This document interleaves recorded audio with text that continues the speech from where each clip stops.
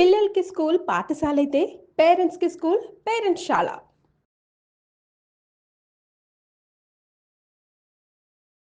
వాగర్థావివ సంపృక్తౌ వాగర్థ ప్రతిపత్తయే జగతః పితరౌ వందే పార్వతీ పరమేశ్వరౌ.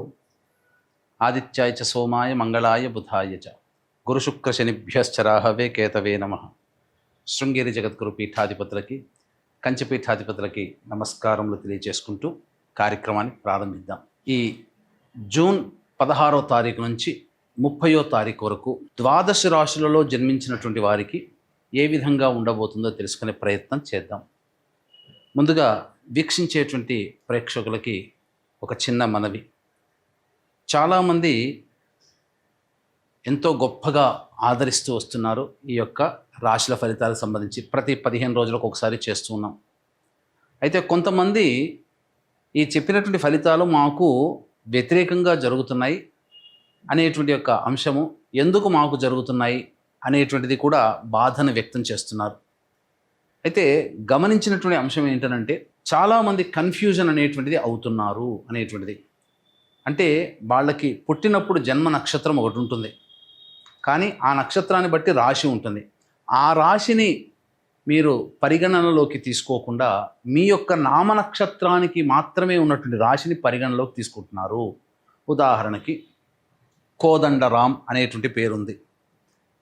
అది ఆ కోదండరాం అనేటువంటి యొక్క రాశి జన్మతః ఉన్నటువంటిది కుంభరాశి అని అనుకుందాం.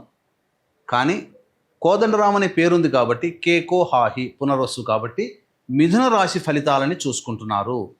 జన్మించిన రాశి ఏమో కుంభరాశి అయినప్పుడు నామనక్షత్ర ప్రకారం చూసుకునేటువంటి యొక్క మిథున రాశి ఫలితాలు ఎలా సరిపోతాయి? అది ఒక తప్పు జరుగుతుంది. తెలియనటువంటి రెండవ తప్పు ఏంటంటే చాలామంది ఈ వెస్ట్రన్ ఆస్ట్రాలజీని ఎక్కువగా ఫాలో అవుతున్నారు. చాలా చోట్ల రాశి ఫలితాల్లో మీకు ఏం చెప్పబడి ఉంటుంది? ఉదాహరణకి జూలై 24 నుంచి ఆగస్టు 23 వరకు సింహరాశి అని చెప్పబడి ఉంటుంది. అంటే ఆ మధ్యలో పుట్టినటువంటి వాళ్ళందరూ కూడా సింహరాశి చూసుకోవాలి అని చెప్పి ఆ జొడాయిక్ సైన్ ప్రకారం వాళ్ళు, అదంటే సన్ జొడాయిక్ సైన్ ప్రకారం. మనది రాశి అనేటువంటిది చంద్రుని బట్టి ఉంటుంది.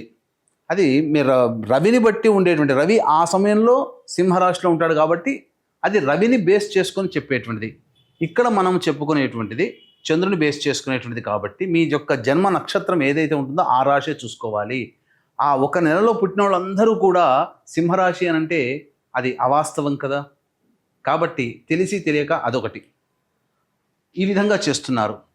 ఎవరికి తెలియని వాళ్ళకి నామనక్షత్రమే అది చూసుకోవాలి. అందులో కూడా చాలామంది ఇప్పుడు శ్రీనివాస్ అంటే కుంభరాశి చూసుకుంటున్నారు, కానీ చూసుకోవాల్సింది తులారాశి, ఇలా అన్నమాట.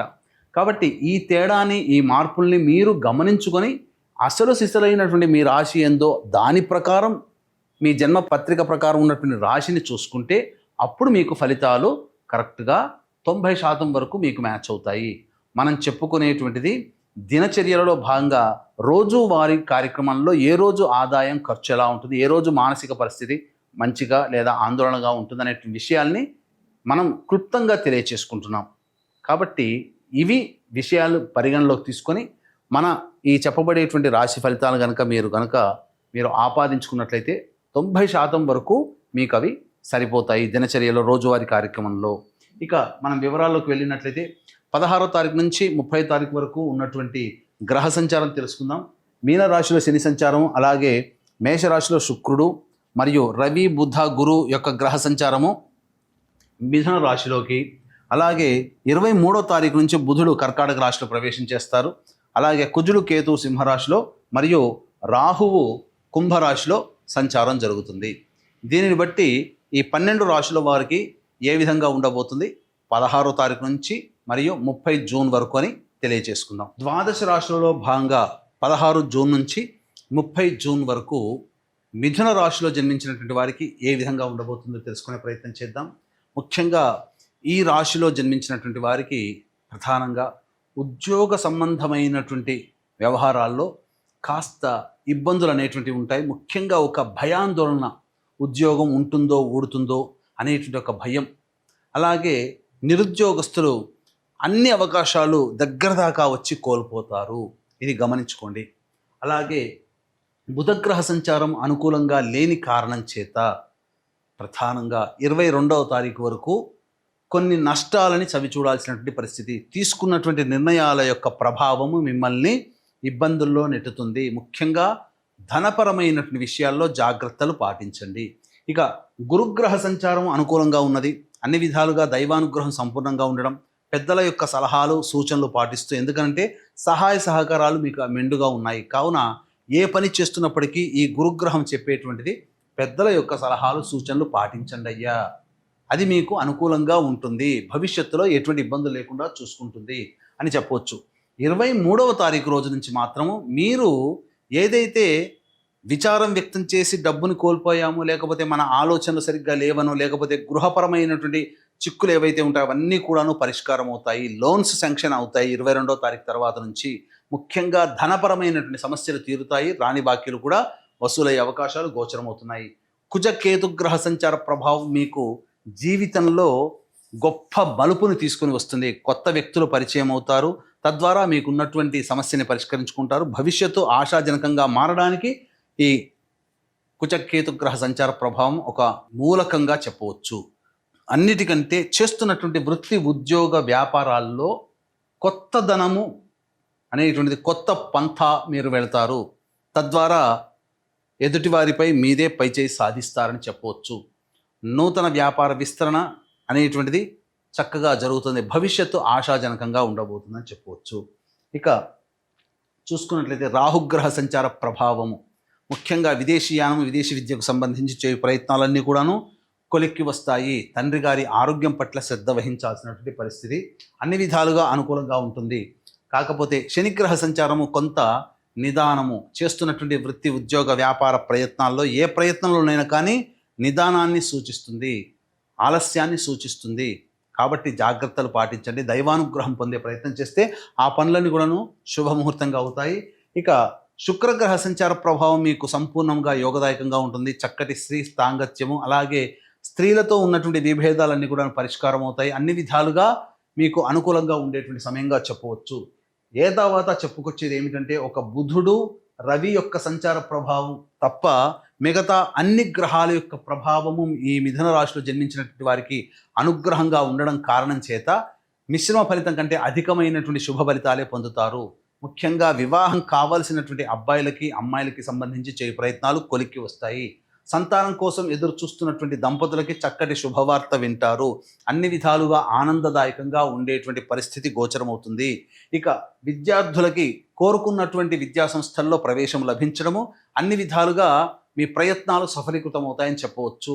ఏ తర్వాత చెప్పుకొచ్చేది ఏమిటంటే, ఆనందదాయకమైనటువంటి పరిస్థితిని ఈ యొక్క మిథున రాశిలో జన్మించినటువంటి వారు ఈ 16 నుంచి 30వ తారీఖు వరకు పొందబోతారు అని చెప్పడంలో ఏమాత్రం సందేహం లేదు. అలాగే గమనించుకున్నట్లయితే ఈ యొక్క మిథున రాశిలో జన్మించినటువంటి మహిళలకి బాధ్యతలు పెరుగుతాయి. శారీరక శ్రమ, మానసిక ఒత్తిడి అధికంగా ఉండడం వల్ల చేసేటువంటి పనులలో నియంత్రణం కోల్పోతారు. గౌరవ మర్యాదలకి లోటు ఉండదు, కానీ నియంత్రణ కోల్పోతారు. కొన్నిసార్లు చికాకులు పడాల్సినటువంటి పరిస్థితి వస్తుంది. తద్వారా ఇతరులలో మీరు చులకన అవుతారని చెప్పొచ్చు. కాబట్టి సంయమనం పాటించండి, ఆరోగ్యం పట్ల శ్రద్ధ వహించండి, సకాలానికి మీరు భోజనం చేసే ప్రయత్నం చేయండి. అన్ని విధాలుగా ఆనందదాయకంగా ఉంటారని చెప్పవచ్చు. ఇక 16వ తారీఖు నుంచి 30వ తారీఖు వరకు ఏ విధంగా ఉండబోతుందో తెలుసుకునే ముందు వీక్షించేటువంటి ప్రేక్షకులకి గమనిక. ఈ నెల 21వ తారీఖు రోజున ఏకాదశి, అశ్విని నక్షత్రము కలిసినటువంటి పుణ్యతిథి. ఈ రోజున జాతకరీత్యా కలుగు విద్య, వివాహ, ఉద్యోగ, దాంపత్య, అనారోగ్య సమస్యల నివారణకి మరియు మేష, మిథున, కర్కాటక, సింహ, కన్య, వృశ్చిక, ధనస్సు, కుంభ, మీన రాశుల్లో జన్మించినటువంటి వారికి శనిదోష పరిహారార్థమై శనీశ్వర హోమము, అఘోర పాశుపత మంత్ర హోమంతో పాటు సర్వదోష నివారణ పూజలు, హోమాలు అనేటువంటివి జరిపించి శక్తిపాతము చేయబడినటువంటి శంకరుంగలి మాలని మీకు అందివ్వడం జరుగుతుంది. అవకాశం ఉన్నటువంటి వాళ్ళు ఈ కార్యక్రమం తదనంతరం కాంటాక్ట్ చేసి పూర్తి వివరాలు తెలుసుకోవచ్చు. అలాగే ఈ 16వ తారీఖు రోజున మానసికమైనటువంటి ప్రశాంతత లోపిస్తుంది. ఖర్చులు అధికంగా ఉంటాయి. ఏ పని చేయాలన్న ఆసక్తి ఉండదు. కాబట్టి జాగ్రత్తలు పాటించండి. 17, 18వ తారీఖుల్లో సంతానం మూలకంగా ఖర్చులు, విభేదాలు అనేటువంటివి పెరుగుతాయి. అలాగే ఆస్తి సంబంధమైనటువంటి వివాదాలు కొలిక్కి వస్తాయని చెప్పవచ్చు. ఖర్చులు కూడా అధికంగా ఉంటాయి. 19, 20, 21, 22వ తారీఖుల్లో ప్రధానంగా సహాయ సహకారాలు ఇతరుల వలన రావడం, అనుకున్నటువంటి పనులను, కాదలుచుకున్నటువంటి కార్యం గంధర్వులే నెరవేర్చినట్టు మీ అనుకున్నటువంటి పనులని ఇతరుల సహాయ సహకారాలతో మీరు పూర్తి చేసుకుంటారు. స్త్రీ సాంగత్యం గోచరమవుతుంది. అన్ని విధాలుగా మంచి శుభ పరిణామము. డబ్బులు కూడా మీకు రాని బాకీలు వసూలవుతాయి. ఖర్చులకు మించిన ఆదాయం లభించడం ద్వారా ఆనందదాయకంగా ఉంటాయి. విందులు వినోదాల్లో పాల్గొంటారు అని చెప్పవచ్చు. 23, 24 తారీఖుల్లో చూసుకుంటే ఖర్చులు అధికంగా ఉంటాయి. ప్రశాంతత లోపిస్తుంది. ఏ పని చేయాలన్న ఆసక్తి ఉండదు. ఆటంకాలు ఉంటాయి. ఒక జిగ్జాగ్ లాగా ఉంటుంది. అనవసరమైనటువంటి ప్రయాణాలు చేయాల్సిన పరిస్థితి గోచరమవుతుంది. 25, 26 తారీఖుల్లో పెండింగ్లో ఉన్నటువంటి పనులను పూర్తి చేసుకుంటారు. బాధ్యత కంప్లీట్ చేసుకున్నామనే సంతోషంతో విందులు వినోదాల్లో కుటుంబ సభ్యులతో పాల్గొంటారు. ఆనందంగా జీవిస్తారని చెప్పవచ్చు. 27, 28, 29 తారీఖుల్లో ధనపరమైనటువంటి సమస్యలు అధికమవుతాయి. జాగ్రత్తలు పాటించండి. ఖర్చులు కూడా అధికంగా ఉంటాయి. ప్రయాణాలు చేయాల్సినటువంటి పరిస్థితి. కుటుంబ సభ్యులతో వాగ్వివాదాలు జరుగుతాయి కాబట్టి జాగ్రత్తలు పాటించండి. 30వ తారీఖు రోజున మాత్రం ఇతరుల యొక్క సహాయ సహకారాలు పొందడం ద్వారా మీకు అనుకున్నటువంటి పనులు పూర్తి చేసుకుంటారు. అలాగే భాగస్వాములతో మీరు మాట తగ్గించుకొని ఉండే ప్రయత్నం చేస్తే ఆ రోజు కష్టాలు నష్టాలు లభించవు. అన్ని విధాలుగా ఆనందదాయకంగా ఉంటుంది. ఏ తర్వాత చెప్పొచ్చేది ఏమిటంటే, ఈ యొక్క మిథున రాశిలో జన్మించినటువంటి వారు ప్రతిరోజు సూర్యుడికి నమస్కారం, సూర్యాష్టకం 6 సార్లు పారాయణం చేస్తే చాలా మటుకు సమస్యలు పరిష్కారం అవుతాయి.